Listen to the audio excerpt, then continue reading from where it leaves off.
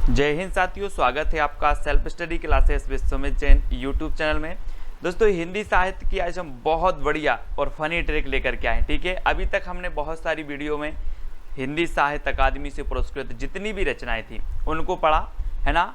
अब हमें पढ़ना है दोस्तों व्यास सम्मान। व्यास सम्मान जिन रचनाओं को मिला है वो रचनाएं भी आपके लिए बहुत ही महत्वपूर्ण होता है। ठीक है, तो जितनी रचनाएं हैं व्यास सम्मान से सम्मानित है ना, जिनको व्यास सम्मान मिला है वो हम आपको याद करवा रहे हैं। सभी लोग वीडियो को लाइक करेंगे और शेयर अवश्य करेंगे। ठीक है, इससे पहले मैंने बहुत सारी चीज़ें आपको याद करवाई हैं है ना, वो वीडियो जरूर देखें।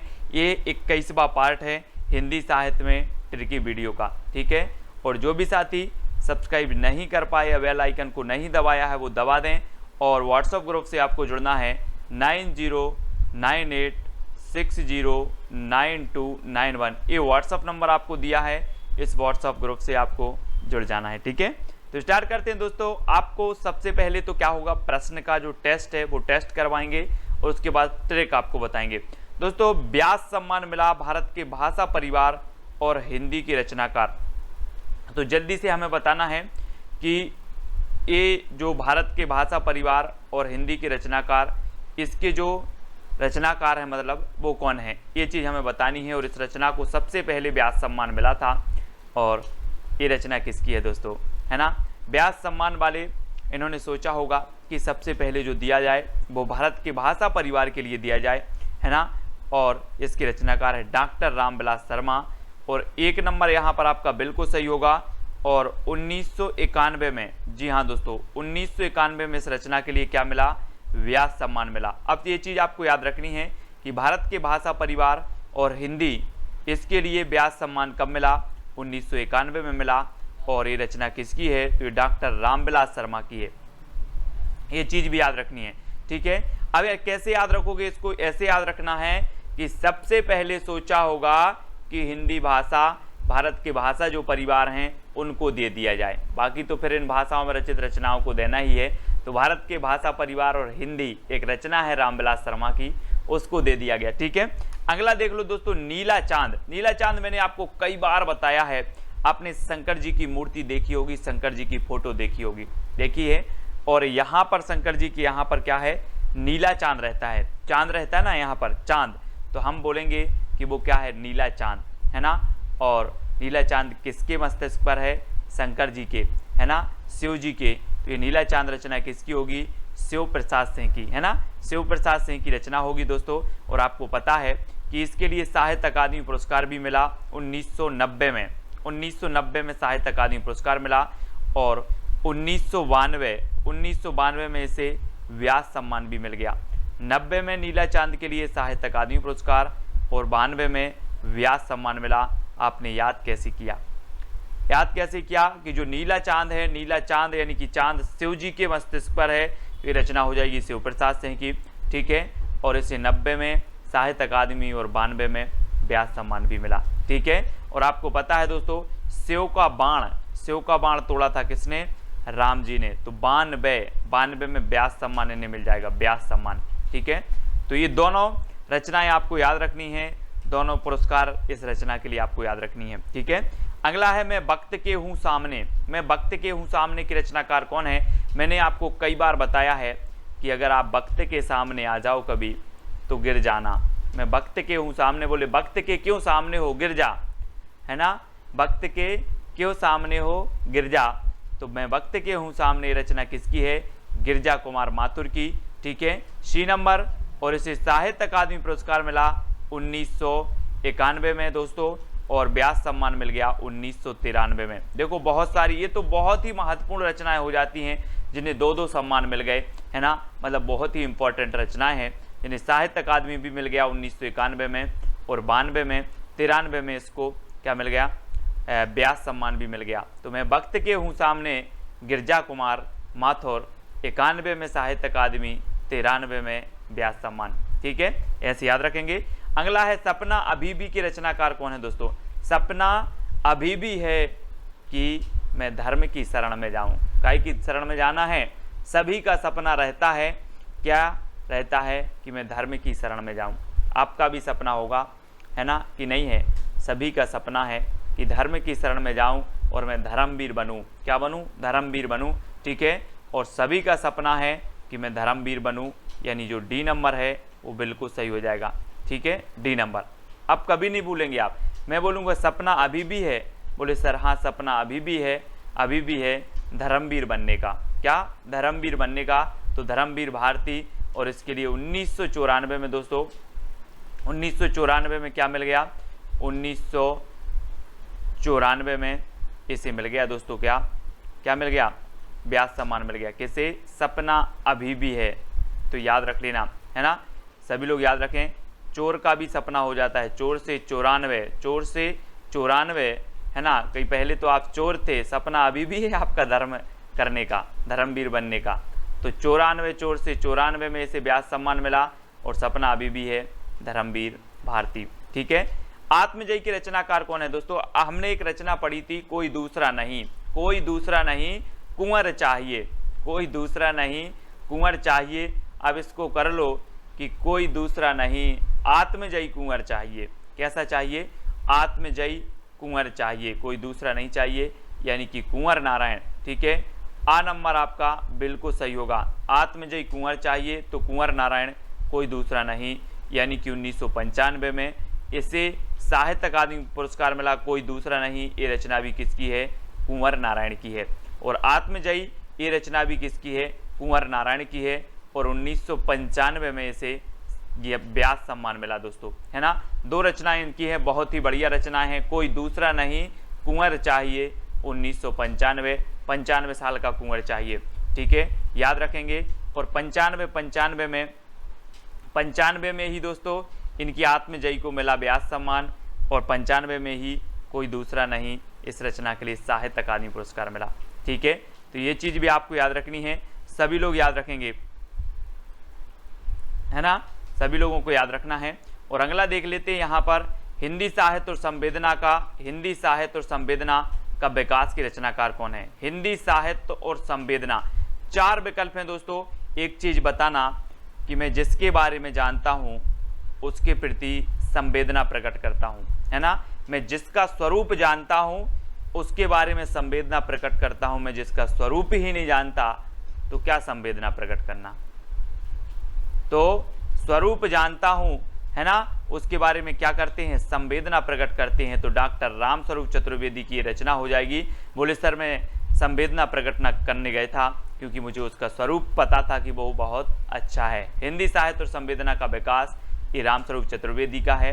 ठीक है, हम हिंदी साहित्य का विकास जानते हैं, हिंदी साहित्य के बारे में जानते हैं, हिंदी साहित्य के बारे में संवेदना प्रकट करेंगे क्योंकि हमें इसका स्वरूप पता है, स्वरूप। ठीक है, और इस रचना के लिए दोस्तों 1996 में व्यास सम्मान मिल गया। किसे? हिंदी साहित्य और संवेदना के विकास के लिए। तो ये चीज आपको याद रखनी है। और दोस्तों उत्तर कबीर तथा अन्य कविताएं के रचनाकार कौन है? उत्तर कबीर तथा अन्य कविताएं, कुंवर नारायण, डॉक्टर रामस्वरूप चतुर्वेदी, डॉक्टर केदारनाथ सिंह या फिर गोविंद मिश्र। तो उत्तर कबीर तथा अन्य कविताएं के जो रचनाकार हैं वो हैं दोस्तों 1997 में से व्यास सम्मान मिला, और वो केदारनाथ से हैं। तो इसको याद रख लेना है ना। उत्तर कबीर तथा अन्य कविताएं, है ना, उत्तर कबीर तथा अन्य कविताएं। कैसे याद रखोगे? कबीर की बात आई है दोस्तों यहाँ पर, तो केदारनाथ में जब बाढ़ आई तो कबीर भी क्या गए? देखने गए। इस प्रकार से रख लेंगे, कबीर भी देखने गए थे। तो उत्तर कबीर तथा अन्य कविता रचना केदारनाथ सिंह की है। 1997 में क्या मिल गया? इसे व्यास सम्मान मिल गया, व्यास। ठीक है, अगला देखते हैं दोस्तों, 5 आंगनों वाला घर। 5 आंगनों वाला घर की रचनाकार बताना है। आपको पता होगा दोस्तों कि आपने पढ़ी होगी, सूरदास ने लिखी है कि घुटरू बन खेलत, कृष्ण जी के बारे में लिखा है ना। घुटरू बन खेलत, आंगन में घुटरू बन खेलत, इस प्रकार से एक पंक्ति उन्होंने लिखी है। तो आंगन में कौन खेलते थे? आंगन में खेलते थे दोस्तों कृष्ण जी, उनका नाम ही गोविंद है ना। तो 5 आंगनों वाले घर में खेलते थे कौन? गोविंद। तो गोविंद मिश्र इसके रचनाकार कौन होंगे? गोविंद मिश्र। मैं कभी भी आपसे पूछूंगा 5 आंगनों वाला घर, बोले सर 5 आंगनों वाले घर में तो गोविंद खेलते थे, है ना, गोविंद खेलते थे, यानी गोविंद मिश्र। और इसे 1998 में दोस्तों क्या मिल गया? व्यास सम्मान मिल गया, 98। ठीक है, 98 में क्या मिल गया, व्यास सम्मान। विश्रामपुर का संत, जी हाँ दोस्तों, अब एक चीज बताना कि जब माँ का लाल थक जाता है, जब माँ का लाल थक जाता है तो माँ बोलती है विश्राम कर ले। क्या बोलती है, विश्राम कर ले। तो विश्रामपुर का संत कौन होगा, कोई लाल ही होगा दोस्तों, लाल होगा, यानी कि श्रीलाल शुक्ल की रचना है विश्रामपुर का संत। कई बार पूछी गई है। राग दरबारी भी आपको रचना पता होगी दोस्तों, श्रीलाल शुक्ल जी की, है ना। और श्रीलाल शुक्ल की एक रचना है, कई बार पूछी गई, विश्रामपुर का संत, है ना। माँ किससे बोलेगी, लाल से बोलेगी कि विश्राम कर ले, तो लाल से श्रीलाल शुक्ल, ऐसे याद रखेंगे। और दोस्तों 1999 में इसे व्यास सम्मान मिला, है ना, व्यास सम्मान मिला, ये चीज़ भी आपको याद रखनी है। और लाल विश्राम नहीं करता, बोले 99 का फेर है, मैं विश्राम नहीं करूँगा। क्या नहीं करूँगा, विश्राम, तो 99 का फेर है, याद रख लेना। और विश्रामपुर का संत श्रीलाल शुक्ल की रचना हो जाएगी व्यास सम्मान 1999। पहला गिरमिटिया के रचनाकार कौन है, पहला गिरमिटिया, जी हाँ दोस्तों। अब दोस्तों याद रख लेना, 2 सेकंड में आप अपने उत्तर को तो बताना। यहाँ पर दिया है गिर, तो उत्तर में भी क्या आना चाहिए, गिर, है ना। तो ये देखो गिरिराज किशोर, गिरमिटिया, पहला गिरमिटिया गिरिराज किशोर, है ना। तो ये तो उत्तर में आपको गिरिराज किशोर समझ में आ गया। और 2000 में जो है क्या है, ये रचना को व्यास सम्मान मिला था, पहला गिरमिटिया, है ना। बोले पहला गिरमिटिया मैंने 2000 रुपये में खरीद लिया, क्योंकि वो क्या हो गया था, गिर गया था, तो गिरिराज किशोर, है ना, पहला गिरमिटिया गिर गया था जो मैंने 2000 रुपये में खरीदा था। इस प्रकार से तो गिरिराज किशोर इसके रचनाकार होंगे, 2000 में से व्यास सम्मान मिल जाएगा, ठीक है।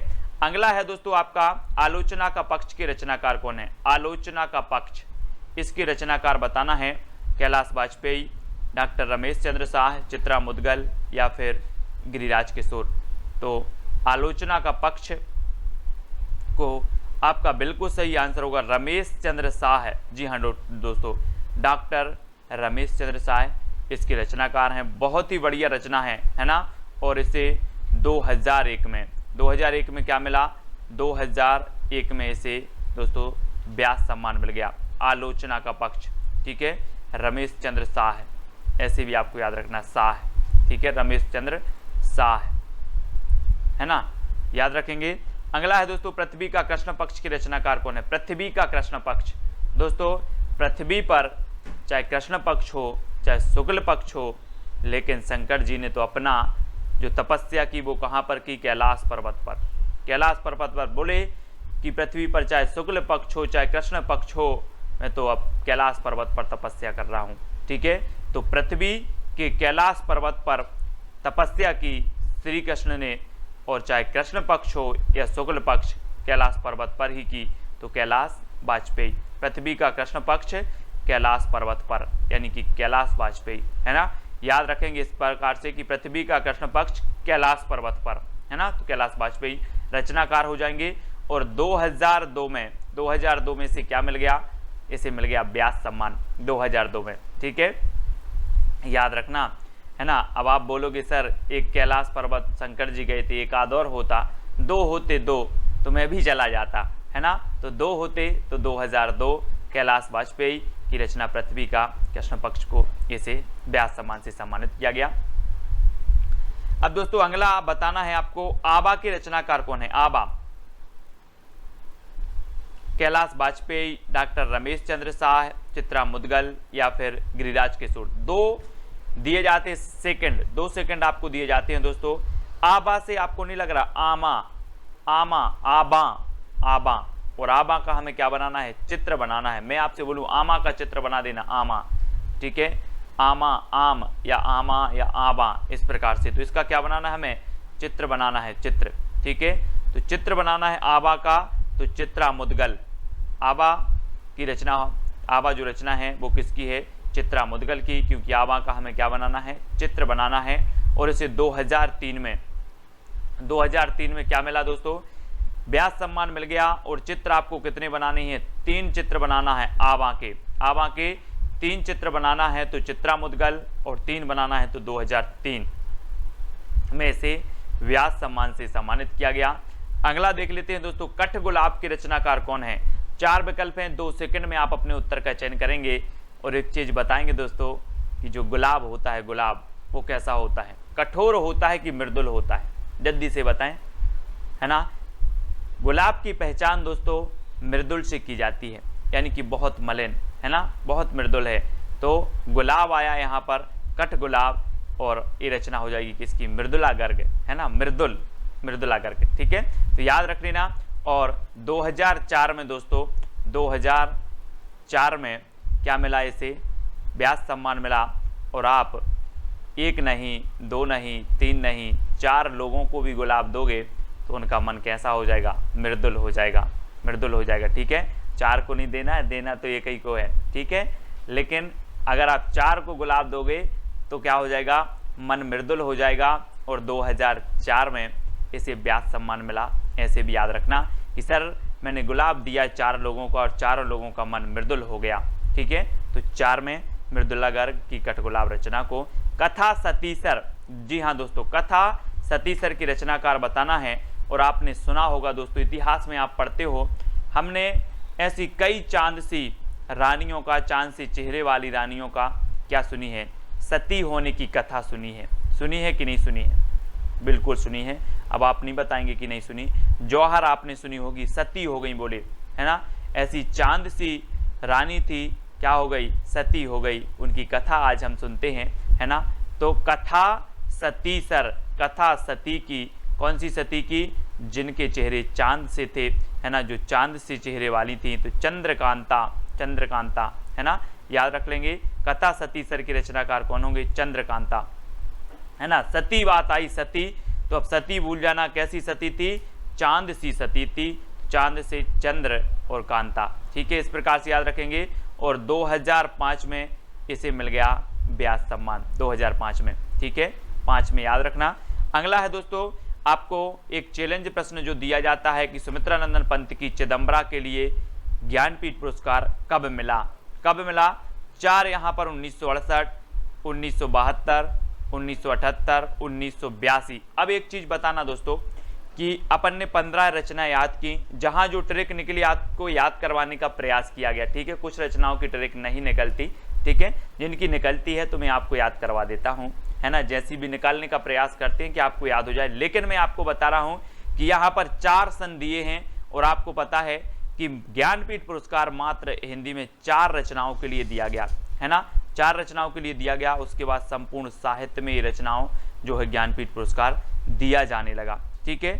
अब 1968 आपको बताना है किस रचना के लिए ज्ञानपीठ पुरस्कार मिला, 1972 में किसे मिला, 1978 में किसे मिला और 1982 में किसे मिला, ठीक है। ये चैलेंज प्रश्न है, आपको इसका उत्तर जरूर लिखना है और वीडियो को लाइक करना है दोस्तों। और IAS study trick YouTube channel से भी आपको जुड़ना है, साथ ही IAS study trick Telegram group से जुड़ना है, ठीक है। तो आज के वीडियो के लिए बस इतना ही। आपको वीडियो में बताना है कि कौन सी ट्रिक सबसे अच्छी लगी है और चैलेंज प्रश्न का उत्तर भी आपको लिखना है, ठीक है। आज के लिए बस इतना ही। जय हिंद।